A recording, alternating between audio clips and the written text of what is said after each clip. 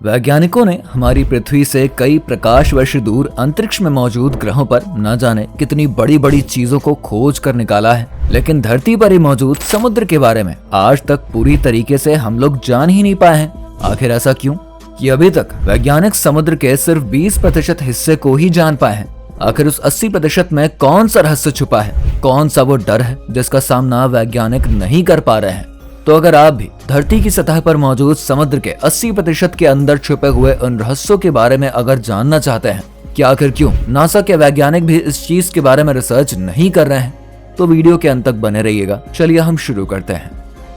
जैसा कि हम सभी जानते हैं कि इंसान चंद्रमा से लेकर मंगल तक पहुंच चुका है, यहाँ तक कि दूसरे ग्रहों पर कॉलोनी बसाने की बात भी हो रही है, लेकिन अपनी ही धरती पर मौजूद समुद्र अब तक अछूता पड़ा है। एक्सपर्ट्स अक्सर ये बात मानते हैं कि समुद्र की गहराई को मापना अंतरिक्ष में जाने से कहीं ज्यादा रहस्यों से भरा और कई गुना ज्यादा खतरनाक है। पृथ्वी की सतह का करीब 71% भाग पानी में भरा है। इसके तीनों ओर महासागर हैं, लेकिन ये महासागर आखिर कितने गहरे हैं, इसको लेकर अब तक रहस्य बरकरार है। आपको हम बता दें कि अब तक 12 एस्ट्रोनॉट्स कुल 300 घंटे चंद्रमा की जमीन पर बिता चुके हैं, जिसकी दूरी पृथ्वी से लगभग 4 लाख किलोमीटर की है। वहीं समुद्र के सबसे गहरे तल पर 3 लोग मिलकर लगभग 3 घंटे ही रह सके हैं, जिस गहराई को चैलेंजर्स डीप कहते हैं। समुद्र की औसतन गहराई करीब 12,000 फीट की है। इसके सबसे गहरे हिस्से को चैलेंजर डीप कहते हैं। यह जगह प्रशांत महासागर के नीचे मरियाना ट्रेंच के दक्षिणी छोर पर है। यह लगभग 36,000 फीट का गहरा है। समुद्र के सबसे गहरे स्थल का नाम HMS है। साल 1875 में पहली बार इस खाई की गहराई का पता लगाने के लिए एक दल था, जो कि इस गहराई के लिए निकला था, जिसके नाम पर इस गहराई को HMS चैलेंजर कहते हैं।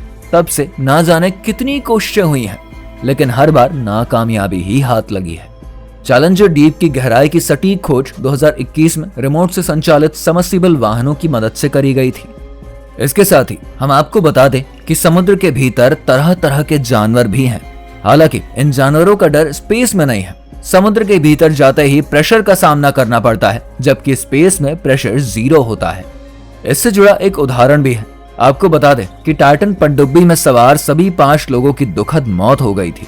पनडुब्बी में सवार सभी लोग डूबे हुए टाइटैनिक जहाज का मलबा देखने के लिए गहरे समुद्र में गए थे, जहां पर इनका संपर्क टूट गया था।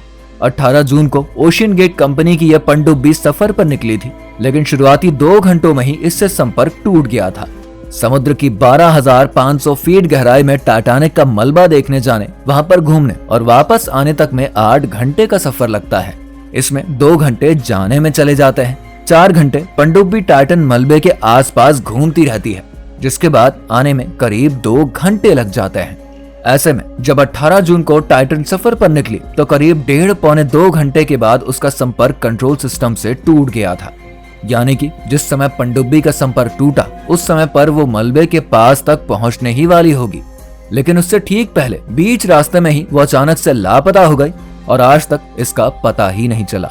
लेकिन सबसे हैरान कर देने वाली बात तो यह है कि संपर्क टूटने के करीब 8 घंटों के बाद यूएस कोस्ट गार्ड को इस बात का अलर्ट मिल गया और अलर्ट मिलते ही यूएस कोस्ट गार्ड ने सर्च ऑपरेशन शुरू कर दिया। अमेरिकी कोस्ट गार्ड के प्रवक्ता का कहना है कि यह बचाव अभियान काफी ज्यादा मुश्किल होता है।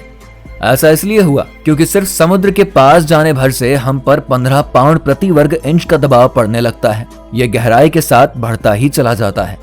जैसे कि मैंने आपको बताया था, समुद्र के भीतर तरह तरह के जानवर भी होते हैं।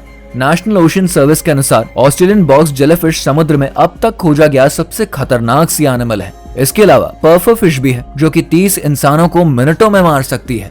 इन सभी बातों के साथ साथ ऐसा भी बताया जाता है कि पानी के ऊपर से गुजरते हुए कई हवाई जहाज समुद्र में गायब हो जाते हैं। साथ ही पानी के जहाज भी एकदम से कहीं पर लापता हो जाते हैं, जिसके बाद इनका कुछ भी पता ही नहीं चलता है।